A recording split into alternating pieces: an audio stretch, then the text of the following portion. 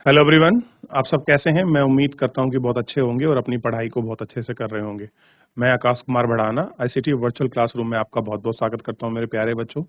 जैसा आपको बताया है, आपका बेसिकली 10th क्लास है हमारी और 10th क्लास में हम लोग ज्योग्राफी पढ़ रहे थे और ज्योग्राफी में हम लोग आपका विनिर्माण जो उद्योग क्षेत्र हैं, उनके विषय में हम लोग देख रहे थे कि कैसे हमने देखा कि कुछ उद्योग जो आपका है एग्रीकल्चर बेस आपकी इंडस्ट्री होती हैं, कुछ आपका मिलर बेस आपकी इंडस्ट्री होती हैं। कैसे हम लोग आपका उनका पूरा प्रोसेस करते हैं, किन-किन चीज़ों की हमको ज़रूरत होती है और हमने लोहा और इस्पात के बीच आपका बेसिकली जो आपका डिफरेंसेस है वो उनको हमने देख लिया था। तो हमने इस तरह से बहुत सारी चीज़ों को हमने गौर कर आपका एक-एक करके हमने इनको देखा। तो कल जितना हमने पढ़ लिया था उसमें किसी बच्चे की कोई क्वेरी है, कोई प्रश्न है, कोई डाउट है, कोई ऐसी चीज़ जो आपको समझ ना आई हो मेरे प्यारे बच्चों, आप मुझसे पूछ सकते हैं लाइव जुड़कर चैट के माध्यम से। किसी कोई क्वेरी, किसी कोई प्रश्न? चलिए, नहीं है मेरे प्यारे बच्चों? तो हम चलते हैं सीधा आपका डिजिटल बोर्ड पर। ध्यान दीजिए आप सभी। हम क्या बोल रहे हैं? हम लोगों ने कल जो था इसके अंतर्गत सबसे पहले आपको पता होगा बहुत स्पष्ट है, कल हम लोग इसमें बहुत सारी चीज़ों को आपका सीख चुके थे, बहुत सारी चीज़ों को हम लोग इसमें देख भी चुके थे और हमने लोहा इस्पात उद्योग के लिए किन-किन चीज़ों की आपका बेसिकली ज़रूरत होती है, इन सभी को हमने इसमें पढ़ लिया था आपका कि खनिज आधारित उद्योग क्या होते हैं, इंडस्ट्रियल बेस, तो कैसे पटसन उद्योग आपका पनप रहा था, इन सभी को हम लोग गौर करके इसमें आपका देख चुके हैं। तो आज हमें आगे बढ़ना है और आगे बढ़ के देखना है। तो ये भारत के कुछ हमने आपका लोहा इस्पात केंद्र हैं जिनको हमको इनमें गौर करके देखना है। आप देखेंगे तो कोई ज़्यादा बड़े इस क्षेत्र में तो मिलेंगे नहीं।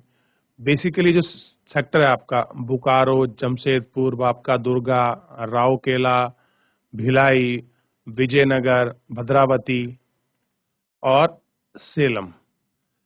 ठीक, सेलम कहाँ हो गया? आपका तमिलनाडु में। भद्रावती और आपका विजयनगर हो गया वो आपके कर्नाटक में। राउरकेला हो गया उड़ीसा में। ठीक, भिलाई हो गया छत्तीसगढ़ में और जमशेदपुर और बोकारो हो गया झारखंड में। क्लियर है? ये भी बरनावी और दुर्गापुर हो गया वेस्ट बंगाल में। तो ये सारी चीजें को आप थोड़ा सा एक बार देख लीजिए। यही है जो सबसे ज्यादा को आपके जो लोहा इस्पात इंडस्ट्री है। तो आप एक छोटा सा मैप बना लीजिए इस आपके प्रायद्वीप का और इसी को आप लोग देखें ताकि आपको ये सारी चीजें बड़े अच्छे से आपको समझ आए। देख लिया, आगे बढ़े। अब क्या कह रहे हैं कि सार्वजनिक क्षेत्र के सभी उपक्रमों को अपने इस्पात को स्टील ऑफ अथॉरिटी यानी कि सेल्स के माध्यम से बेचते हैं। कह रहे हैं कि जो भी आपका पब्लिक सेक्टर से जो भी आपका उपक्रम यानी कि जो भी कोई फैक्ट्री है उसमें जितना भी इस्पात होता है उसको कहाँ बेचते हैं? Steel of authority of India यानी कि सेल के माध्यम से बेचा जाता है। उसमें क्या है कि 1950 के दशक में भारत और चीन ने लगभग एक समान मात्रा में इस्पात उत्पादित किया था। आज चाइना इस्पात का सबसे बड़ा उत्पादक है। इस्पात की सर्वाधिक खपत करने वाला देश भी आपका कौन है? चाइना है। भारत में छोटे नागपुर के पठार में अधिकांश लोहा इस्पात संकेंद्रण है। इस प्रदेश में इस उद्योग के विकास के लिए आधारभूत सापेक्ष परिस्थितियां हैं जिसमें लोहा अयस्क का कम लागत उच्च कोटि के लागत माल के निकटवर्ती हैं। सस्ते श्रमिक स्थानीय बाजारों के लिए मांगों पर विशाल संभाव्यता है सम्मिलित है। यह भारत के लिए एक महत्वपूर्ण लोहा इस्पात देश है। यद्यपि हम अनेक पूर्ण संभव का विकास नहीं कर पाते, इसके लिए निम्न कारण है। जैसे पहला दिखाया है उच्च लागत तथा कोकिंग कोयला, दूसरा है कम आपका देखेंगे कम श्रमिक उत्पादकता और तीसरा है ऊर्जा की अनियमित पूर्ति और चौथा है आपका अविकसित अवसंरचना। ये सारे ऐसे फैक्टर हैं जो आपके डिपेंड करते हैं इन सब वर्गों को आपका विकास के जो फैक्टर नहीं है। कह रहे हैं कि हम भी उच्च कोटि का इस्पात दूसरे देशों से आयात करते हैं कि जो हाई लेवल का जो इस्पात है हम क्या करते हैं, उसको हम दूसरे देशों से मंगाते हैं, आयात करते हैं, इंपोर्ट करते हैं। ठीक, हमारा कुल इस्पात घरेलू उत्पादन की मांग की पूर्ति में पर्याप्त है। कह रहे हैं कि जितना हम लोग अपना प्रोडक्शन करते हैं और जितनी हमारी अपनी घरेलू डिमांड है, उसके हिसाब से वो आपका पूरा पाड़ता है। यानी कि जितनी हमको जरूरत है उतना ही हम लोग अपना घरेलू हिसाब से अपना प्रोडक्शन कर लेते हैं। निजी क्षेत्रों में उद्यमों के प्रयत्न से उदारीकरण व प्रत्यक्ष विदेशी निवेश में इस उद्योग को प्रोत्साहित है। इस्पात उद्योग में अधिक संवर्धन प्राप्त करने के लिए अनुसंधान और विकास का साधनों को नियत आवश्यकता है। कैसी है, हमेशा कंटिन्यूस फॉर्म में जो है आपका ये सारी चीजें आपकी बनी रहती हैं। ठीक, थोड़ा सा इनको देखने की और इनको गौर करने की आवश्यकता थी। ठीक, तो एक एक करके थोड़ा सा आप इनको देख लीजिए और बात भी कर लें।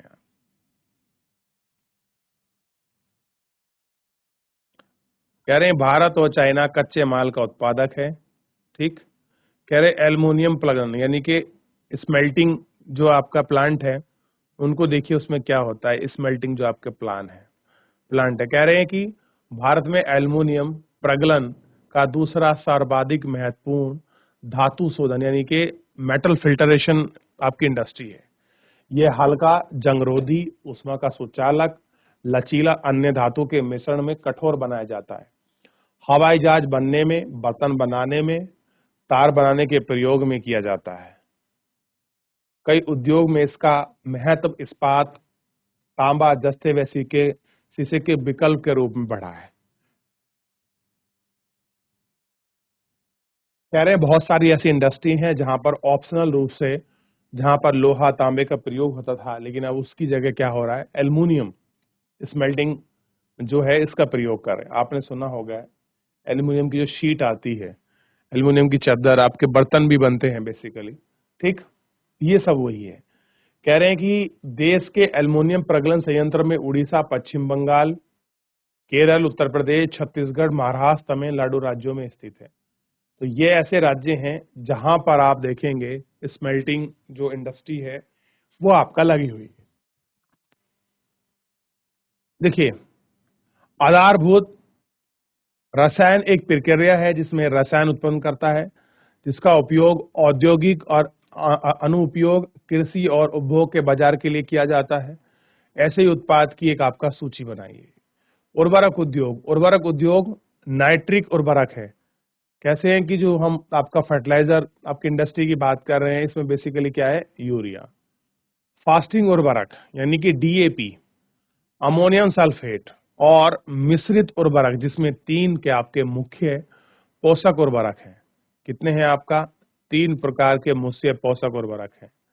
आपका नाइट्रोजन, फास्फेट, पोटाश शामिल है, के उत्पादन क्षेत्र में इर्द गिर्द केंद्रित हैं।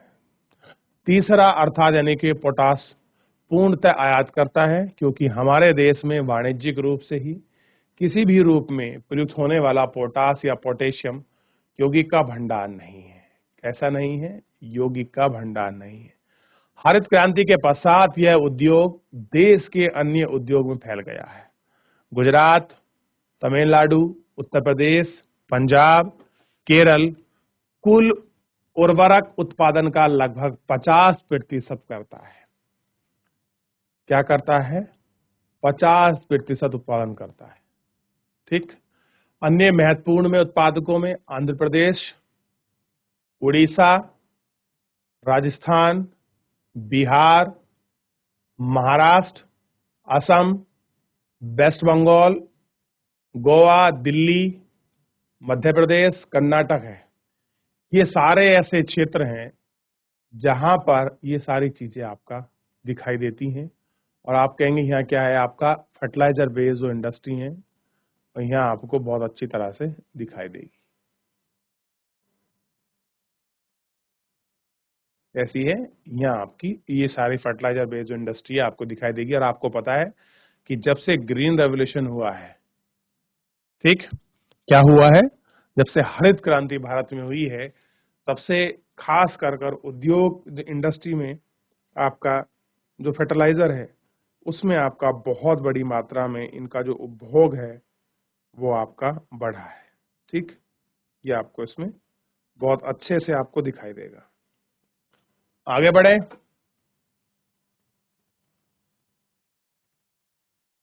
बात कर रहे हैं सीमेंट उद्योग की। निर्माण कार्य में जो आपका सीमेंट हम लोग उपयोग करते हैं, थोड़ा उसको देखेंगे। आप कह रहे हैं कि घर, कारखाने, पुल, सड़कें, हाईवे, अड्डा, बस, अन्य व्यापारिक प्रस्थानों के निर्माण में सीमेंट आवश्यक है। कैसा है? सीमेंट उद्योग आपका आवश्यक है। इस उद्योग को भारी और स्थूल कच्चे माल जैसे चूना पत्थर, आप देखते हैं कि जो आपका सीमेंट बनता है उसमें क्या क्या चीज प्रयोग में होती है। आप देखेंगे भारी उद्योग के लिए आपके स्थूल कच्चे माल जैसे आपका चूना पत्थर, सिलिका, जिप्सम जैसे की आवश्यकता होती है। तो ये सारे चीजें चाहिए आपको अगर आपको सीमेंट बनाना है। और कह रहे हैं रेल परिवहन के अतिरिक्त इसमें कोयला तथा विद्युत ऊर्जा की भी आवश्यकता होती है। यानी कि ट्रांसपोर्टेशन के लिए क्या चाहिए हमको? रेल।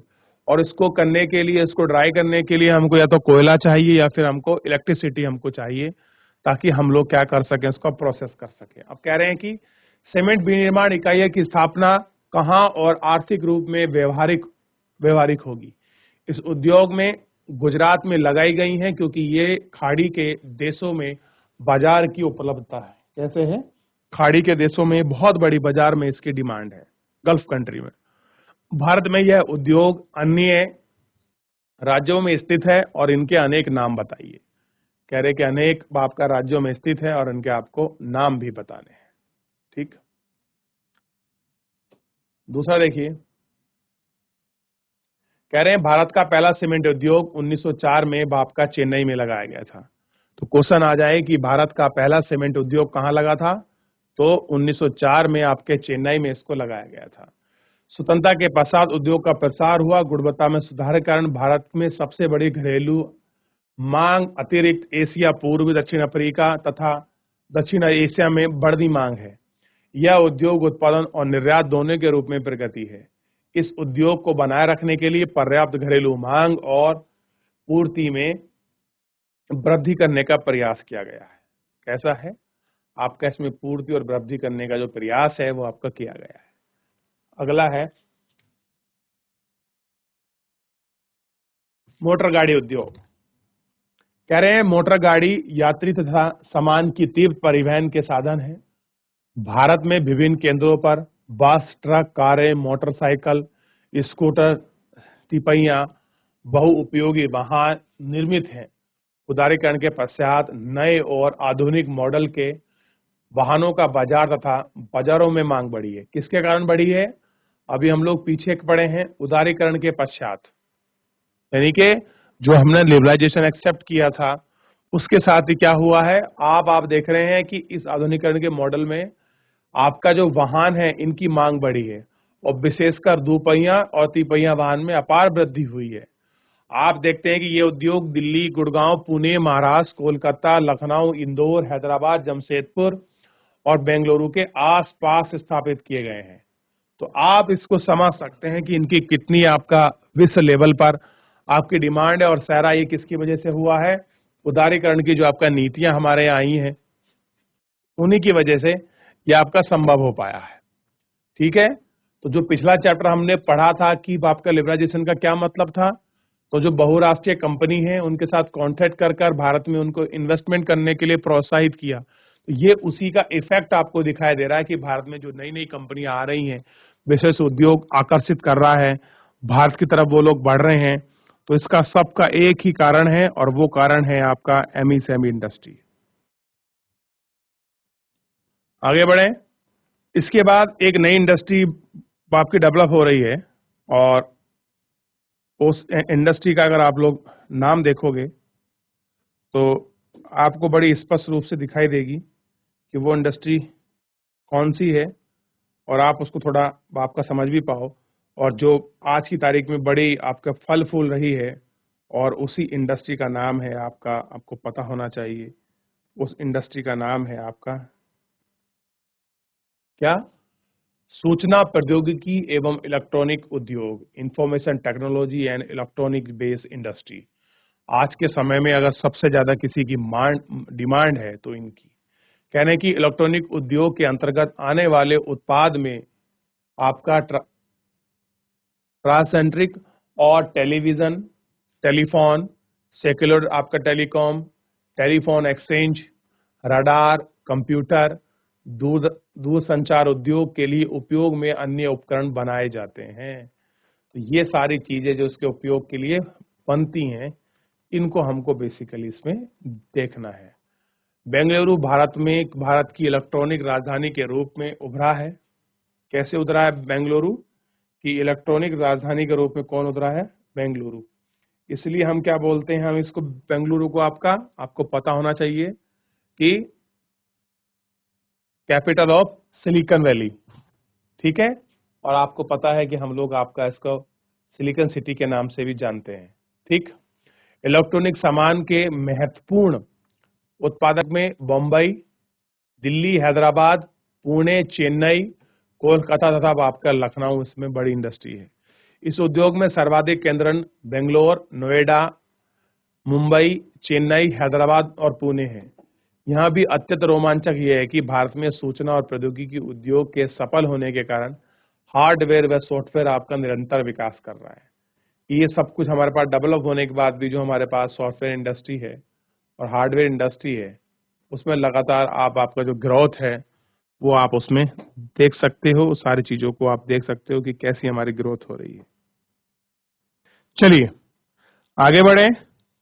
एक बार हम थोड़ा सा आगे बढ़ने से पहले मैं एक बार कहना चाहूंगा बच्चों कि आप लोग इसको पूरा थोड़ा सा एक बार देख लीजिए, क्योंकि हम लोग इसमें बहुत सारे टॉपिक पढ़ लिए हैं।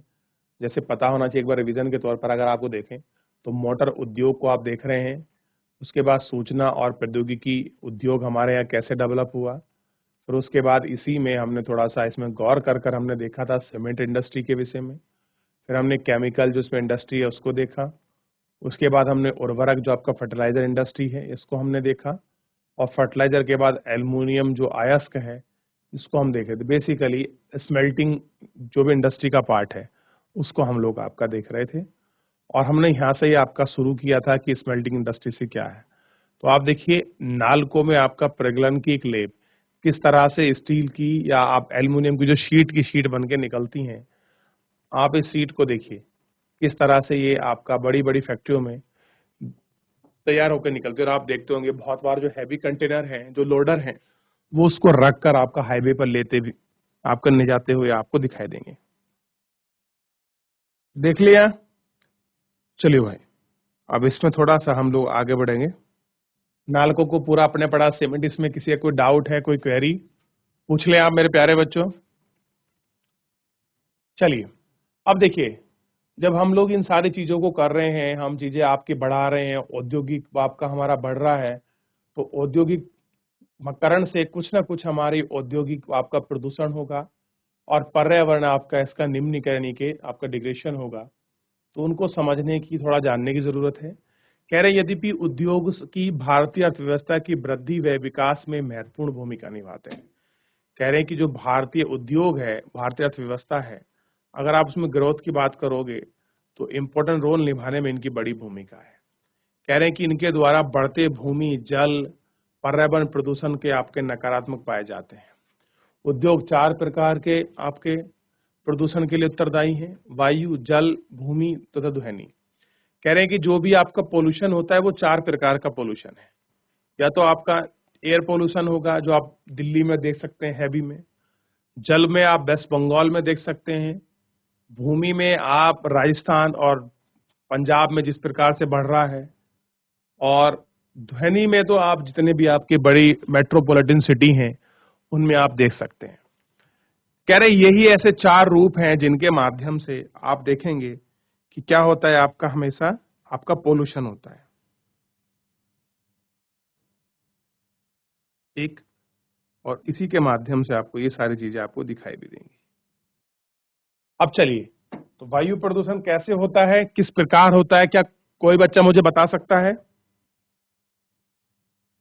तो मेरे प्यारे बच्चों, आपको वायु प्रदूषण, जल प्रदूषण, भूमि प्रदूषण और ध्वनि प्रदूषण के प्रकारों को पढ़ना है। और एक व्यवहारिक पक्ष आपको पता होना चाहिए कि ये आम रूप में किस प्रकार आपको देखता है। फिर उसके बाद अगर आप लोग स्टडी करोगे, पढ़ोगे, तो क्लियरिटी थोड़ी-सी और अच्छी हो जाएगा, विज़न थोड़ा-सा और बढ़िया हो जाएगा। तो मेरे प्यारे बच्चों, जितना मैंने पढ़ाया है आज आप लोगों ने पहले भी पढ़ा होगा, मैं उम्मीद करता हूँ। आप लोग इसको रिवीजन करिए, कोई डाउट, कोई क्वेरी बनती है, आप बेहिचक मुझसे पूछिए। मेरे प्यारे बच्चों, फिलहाल आज के लिए इतना ही। धन्यवाद।